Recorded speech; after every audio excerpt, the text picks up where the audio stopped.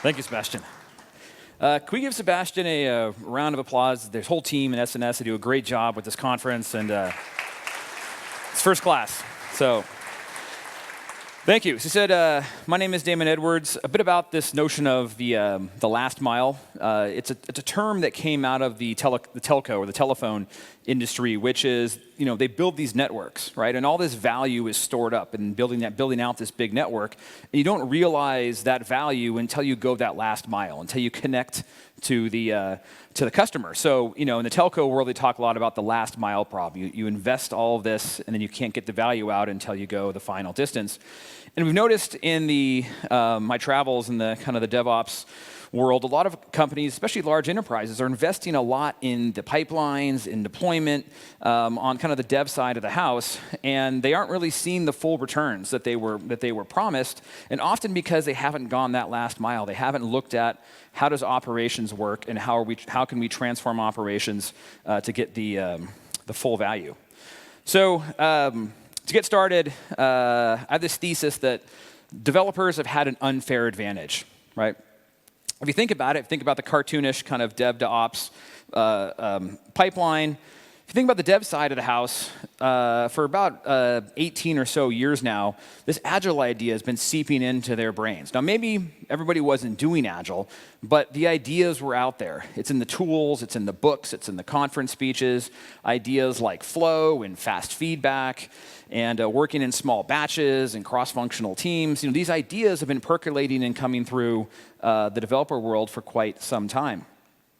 But if you think about it, when was the last great intellectual movement on the operations side of the world? It was probably ITIL, right? Going back to 1989, very much a functionally aligned, command and control driven way of thinking. So if you think about it, who's had the head start here, right? Developers have had all these ideas about flow and fast feedback, and that just hasn't permeated into the operations world. And worse, developers get to work on the new thing, right? If you think about operations, they're taking care of all the stuff that was the new thing for the last 20 years, right? So all these things built with that kind of ITIL mindset is what they've been dealing with. And now you've got developers coming in strong with all of their fast flow ideas.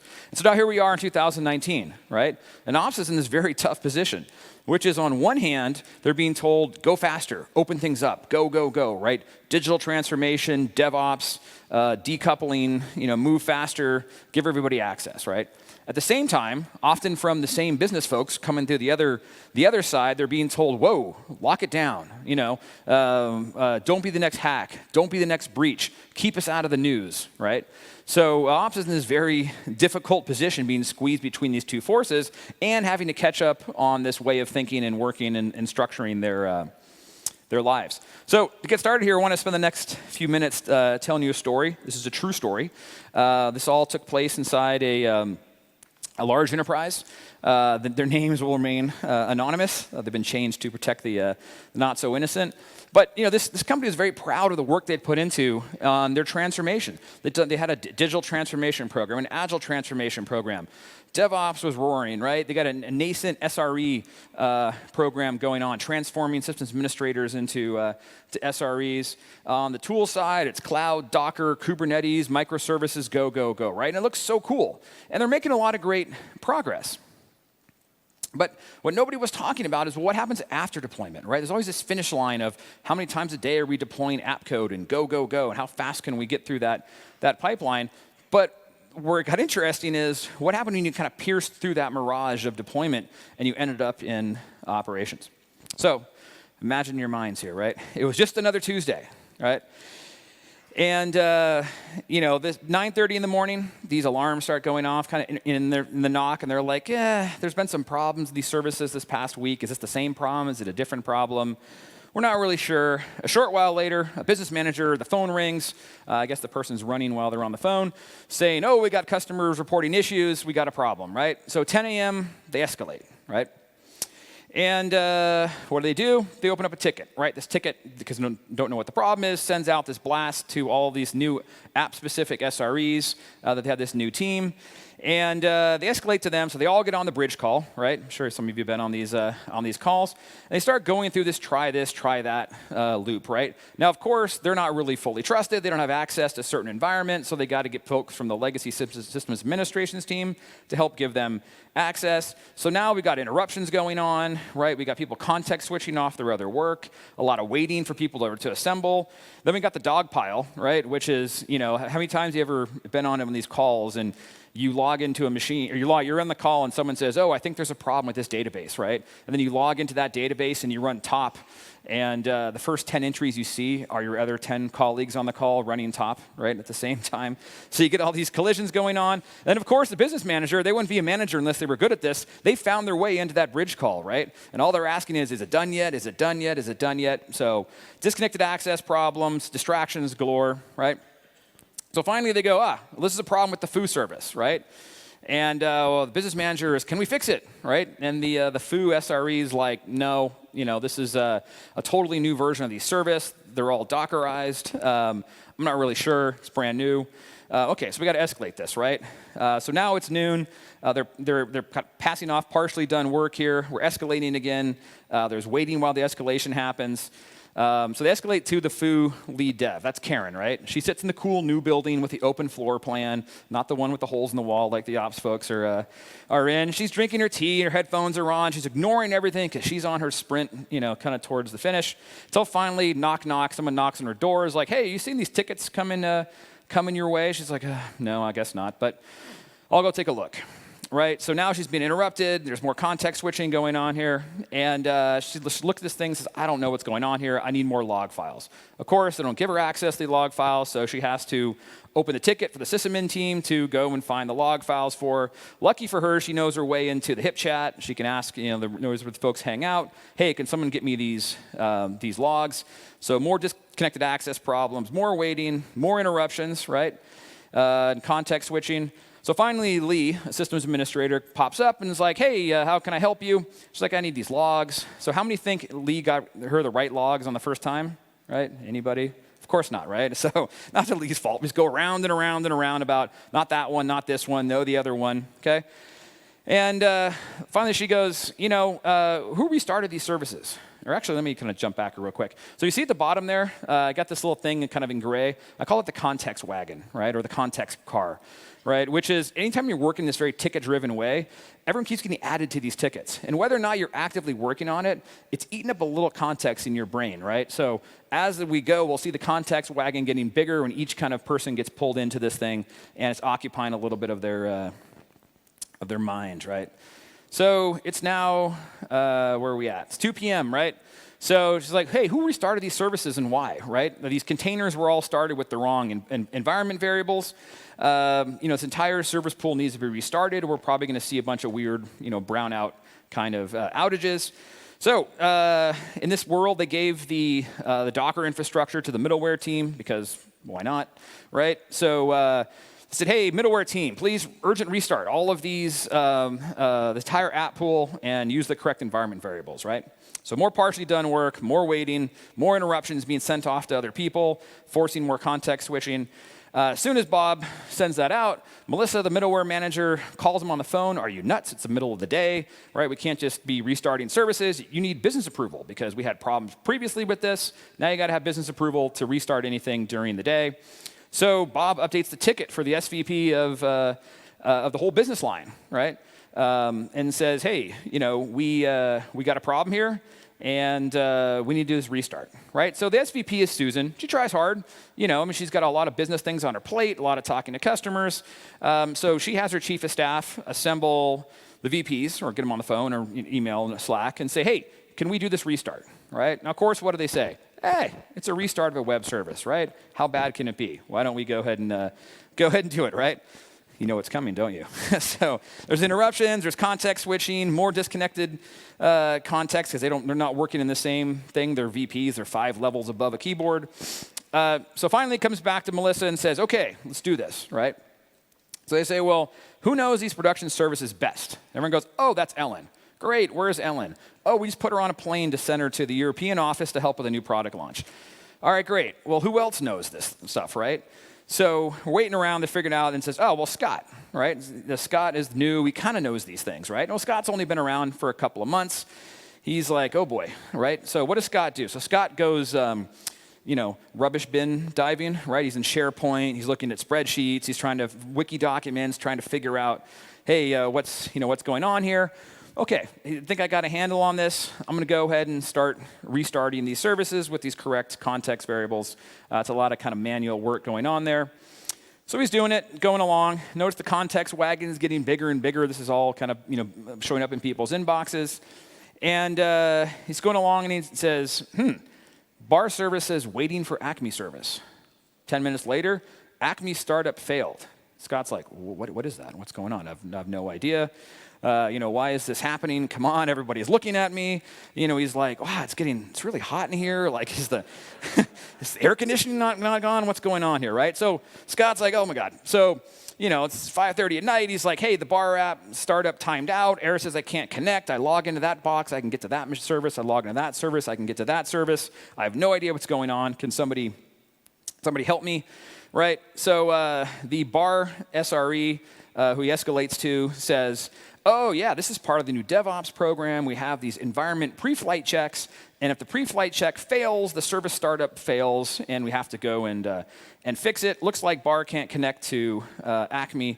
The connection's being blocked.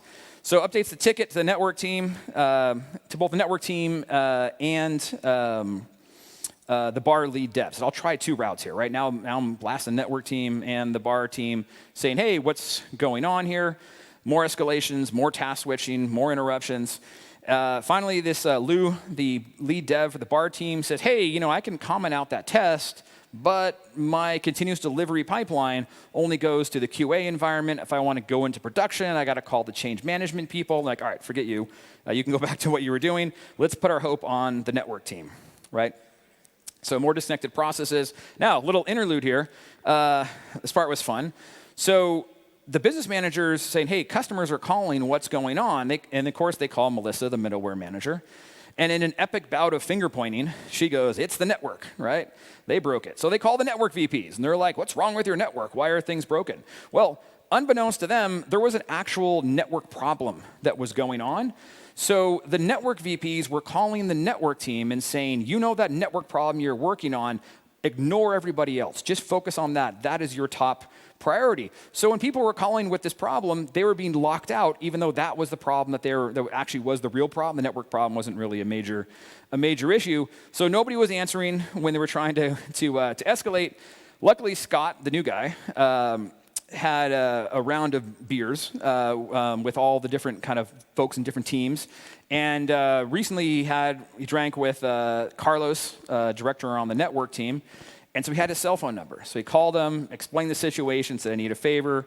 Can you help us here, right? So finally he gets one of the network SREs and says, hey, yep, the firewall is blocking the traffic. You have to take it up with the firewall team, right? So he adds the firewall team. Freddie, the firewall engineer, shows up and says, hey, it can't be the firewall. We only make changes on Thursdays, and it's now Tuesday, so you're nuts. And he goes, no, I think, we actually haven't restarted these services for a week or so, so it could be the problem. And he goes, okay. So it's now 8 o'clock at night. Freddie looks into it and says, there was a rule change last Thursday that would stop the bar app from talking to the Acme app.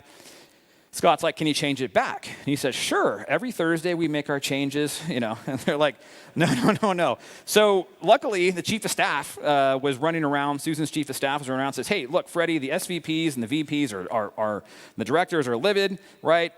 This was supposed to be a safe change. We got to fix this, right?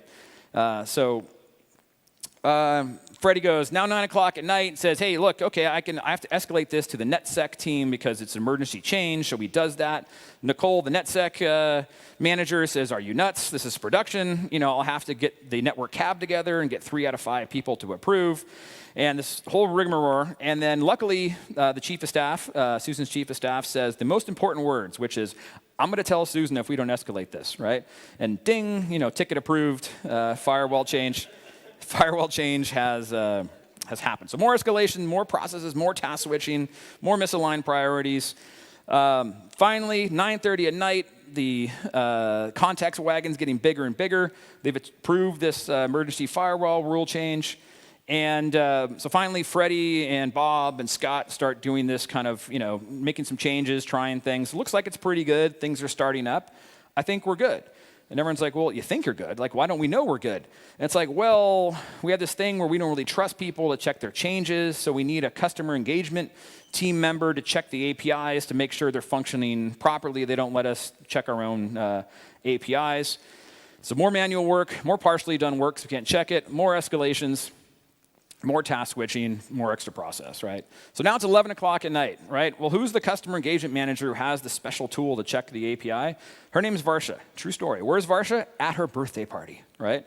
So she's out at dinner with friends. She has to come home early and go through and run from her laptop, connect to the VPN, check to see if the APIs are okay before she can hightail it back to her own birthday.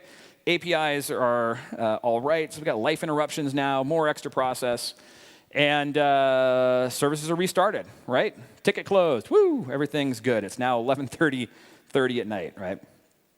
So the piece de resistance here, right? The very next day, Susan calls the emergency meeting, right? And it's like, whose fault is this? Why are we so bad at change, right? What additional processes and approvals can we put in place so this will never happen again, right? So everybody pangs their head and, oh, thank you. All right, that's my talk. I'll see you later. No, I'm just kidding. Just kidding. So, and this realization happens, which is this doesn't happen like one time. This is happening all the time, these kinds of things, right? And the executive team finally getting together was like, hey, look, we've invested in cloud, agile, DevOps, containers, right? But why does everything still take too long and cost too much, right? And finally they realized, hey, we've never really focused on operations, right? It's all been about deployment. It's all been about pipelines. It's all been about go, go, go, the app layer. But we're forgetting that we're in the business of running software. We don't write software for profit. We run software for profit. Maybe we need to rethink how we're approaching operations. And the reality is most companies chase the symptoms, right?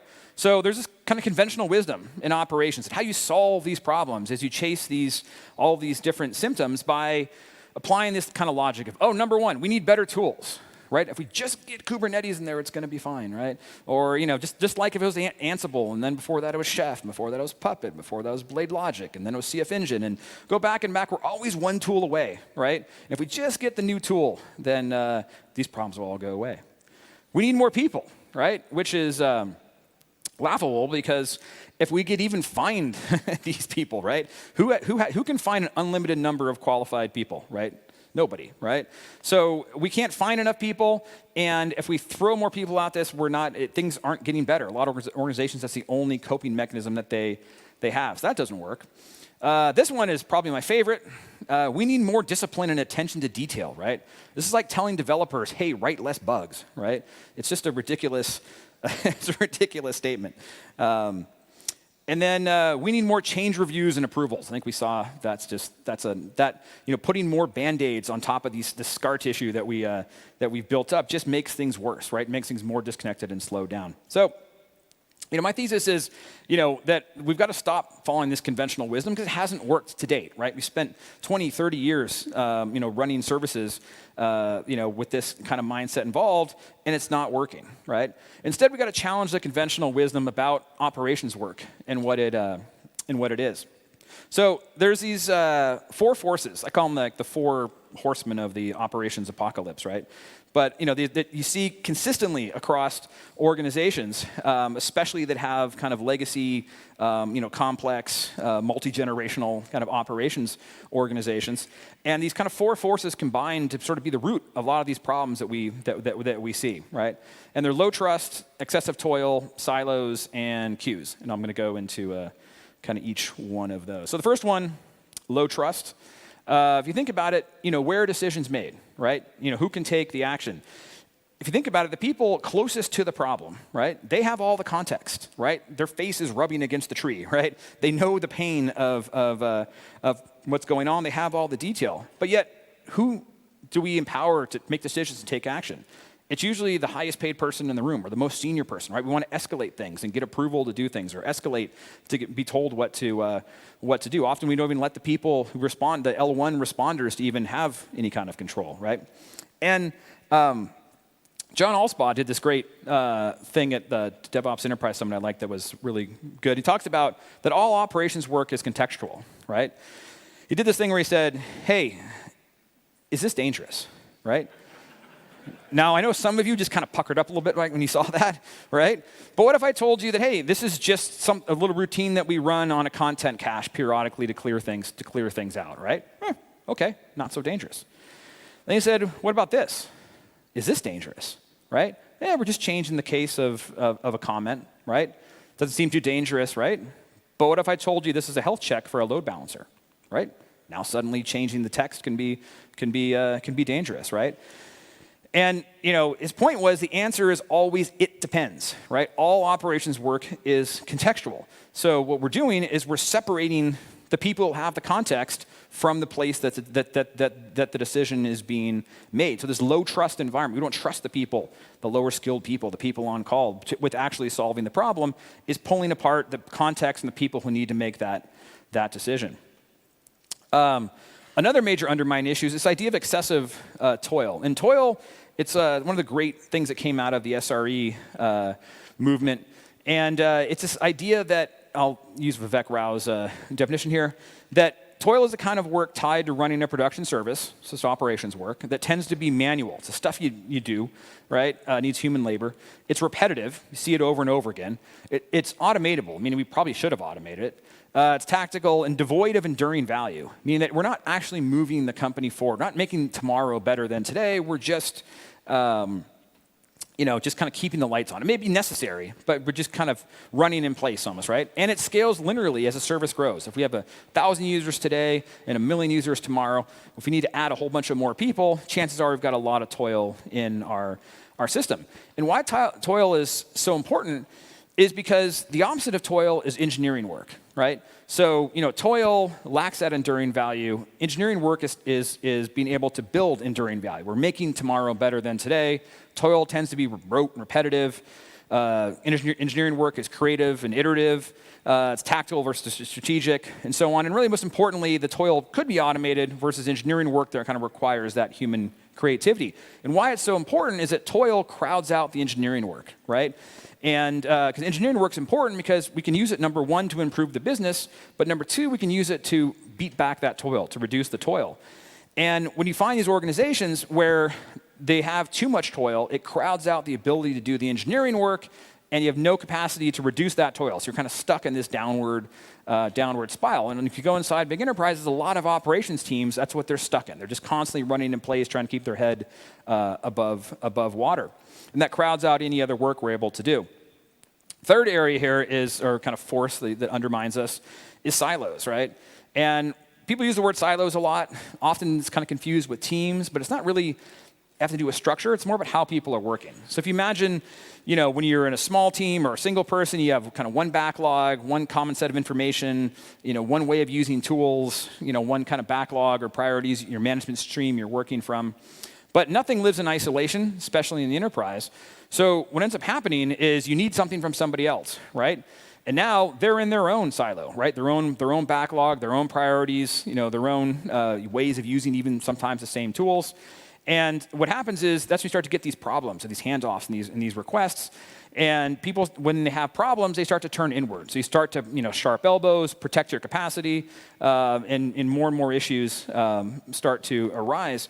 And these silos cause these disconnects and mismatches because we're working out of context for different processes, different tooling, different capacity mismatches. You only have 4 DBAs and 50 developers, right? It becomes an issue, which leads us to queues, right? So what do? So we've got these silos and we've got these disconnects and mismatches. How do we solve for these problems? Well, what we do is we put these things called ticket queues in the middle, right? Like that's going to solve our problem. But the reality is we know how well that works, right? How many times do you fill out a ticket and then you have to go get somebody to escalate it for you because no one's answering it, and then you finally get something back and it's not what you expected or it's a little bit different. So we see all these conflicts that happen from that. And it's not surprising because if you look in other fields, they've already figured this out, right? That queues, if you look in manufacturing, product design, queues are costly, right? They make longer cycle times just by the nature of putting something in something. They increase risks, right? Things take longer to get done. The risk grows. There's more variability, right? You get a lot of one-offs and variation in that queue-driven way of working. There's more overhead. We have to manage the queues. There's lower quality because we have more variability and longer cycle times. And also less motivation. People get demotivated when they put something into a queue and it sits, and they don't see the feedback of their work. So Don Reinertsen, who's a pretty well-known academic, writes about these issues, talks a lot about this. There's even whole theories or whole sections of math, queuing theory about this. So queues are very expensive, yet we keep using them as like they're cheap, right? And another problem with queues is they become these snowflake makers, right? We're trying to automate and make things consistent in our world. And there's this term of snowflake, which I love because it effectively means if you look at a snowflake, it's technically beautiful, it's perfect, right?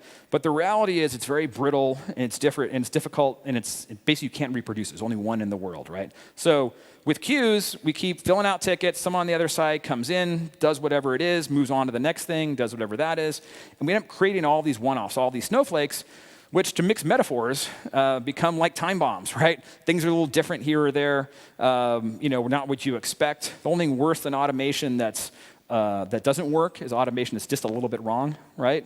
Causes huge problem. To err is human. To create a disaster, you need a shell script. So these are the 4 issues, right? So what can we do differently, right? So we kind of go through these. Again, the first one with trust, right? We got to shift left the ability to take action, right? So push the ability for people to take action as close to the problem as possible. They have the context. Now, we can't just give people free rein. How do we give them the enablement and the tooling to actually, take action? And by the way, today at 4:45, I'm going to be doing a talk more in depth on all of these, a lot of these solutions. So it's in room 7, 4:45. So little plug there. Excessive toil. What can we do about that, right? Well, reducing toil is pretty straightforward. Again, I'm going to talk more about this later this afternoon. But number 1 is about tracking the toil levels for the team. Seems pretty obvious, but very few organizations actually do that, actually look at, on the whole, how much of our team's time is spent on this could be automated, not adding enduring value toil, versus how much time is being spent on the value-added, moving the ball forward, engineering work. Set those toil limits for each team. Kind of in the SRE conversation right now, it's 50% is about the recommended balance, right? I think it has something to do with balance there. And then fund the efforts to reduce that toil. Again, I'll kind of mention this this afternoon, but the main idea is emphasizing on we need to actually have funded programs to say we're going to go help those teams that are being buried under this repetitive work to get them out of it so we can reuse that human capacity for other things. Some recent books by O'Reilly. I actually wrote a chapter for Seeking SRE, but there's some other books on SRE as well. The Google SRE books are actually available through O'Reilly, free online.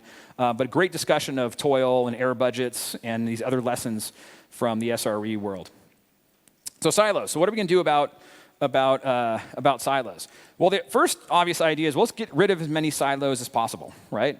A lot of the kind of driving force behind this is, cross-functional teams. A lot of people like to say, hey, well, we put the build and the test and the run on the same team. But what's key about this is often gets confused for everybody must know how to do everything. And the reality is more about horizontal shared responsibility across those different functions versus everybody doing everything. And a case in point is you can think about there's kind of 2 models. There's the Netflix model and the Google model that people kind of cartoonishly refer to. And the Netflix model is all about cross-functional teams, right? It's all about how do we make these build and run teams that are responsible for creating and running these services. And that's how they have that shared responsibility. They're on the same team, right? But then if you look at the Google model, it's very different. They have a distinct development organization and a distinct operations organization, but they've created these other mechanisms to have clear handoff requirements, to have the error budgets with consequences to drive that shared responsibility. And they have the same high-quality, high-velocity results. You get people together from both organizations at conferences. They use the same language. They see the world very similarly, except their organizations look very, very different. So the org model is not the answer. It's about that shared responsibility. So what about the cross-cutting concerns, right? Well, I can't put everybody on every one of these teams. So aren't I just right back to this problem of having to put all these ticket queues everywhere, right? And all the problems that come with that. So that brings us to just how do we get rid of the queues, right? So the things that we can't get rid of through realigning our organization, through these cross-functional teams, there's a design pattern that we've been kind of trying to document. We named it, my colleagues and I, but we see this repeated at a lot of different companies. And it's the idea of self-service operations. How do we let those specialist teams, encourage them to encapsulate their best practices into pull-based services that other people and other teams can use as they go. And it really works with any organization model, right? Because it doesn't matter if you're in this, there's a dev and an ops, or if you're in the cross-functional teams. It's about saying, what are the specialist things that we can't put in every team? How do we build consistency by encouraging them to create these pull-based self-services? And my talk this afternoon, 4:45, room 7, talks a lot about the self-service operations pattern and how folks do it. And it also helps with that security and compliance, which is a huge problem. You saw in that previous story I told. A lot of these problems, these organizations, come from the fact that they think, oh, we couldn't do this because we can't need security boundaries, compliance boundaries. But this is a great way to get around that. So, are all tickets bad? No. Number one, just use the ticket queues for what they're good for. Number one, documenting true problems, issues, exceptions, trouble tickets. Right, that was the original idea. Pretty good at that. And routing for necessary approvals, sometimes regulatory reasons, security reasons, we have to have this human approval chain. Ticket systems are pretty good for that. But where they fail us is using them as a general work management system. That's where the problems really come from. So 2 stories I'm going to go into more in depth this afternoon, but talking about how Ticketmaster has strategically used this self-service idea. They went from a 47-minute MTTR for their major web properties down to 3.8 minutes. It's like a 90% reduction, all from rejiggering how they do, they call it support at the edge, right? They're pushing control closer to the people who had the context for the problem and empowering the organization with self-service. It was like an 18-month story. I'll go into that. Same way Standard Chartered Bank, same type of thing. Massive fragmentation, a lot of security and compliance issues. They were able to strategically use the self-service idea to kind of transform how they work. And again, my talk this afternoon, a little preview. I'll go into that in more depth. And there's kind of an open source kind of thing we're working on, my colleagues and I, trying to document these self-service patterns and talk about how folks are doing it. You can read the whole thing online. Feedback's totally welcome. We're trying to turn it into a GitHub project. It's a little hard with the formatting and whatnot. But if you want to participate in that or talk about that, love to hear from you. So recap, because I am over time. Number 1, don't forget about ops, right? Challenge that conventional wisdom. Number 2, understand the forces undermining operations work. Number 3, shift left, that control and decision making, right? 4, I think really look to the SRE movement, talking about reducing toil and creating that capacity for change. A lot of great work going on there. Focus on removing silos and queues, and then leverage that self-service design pattern wherever you can get rid of those queues. And that's my talk. I'll be around the rest of the day. Thank you very much, and have a good afternoon.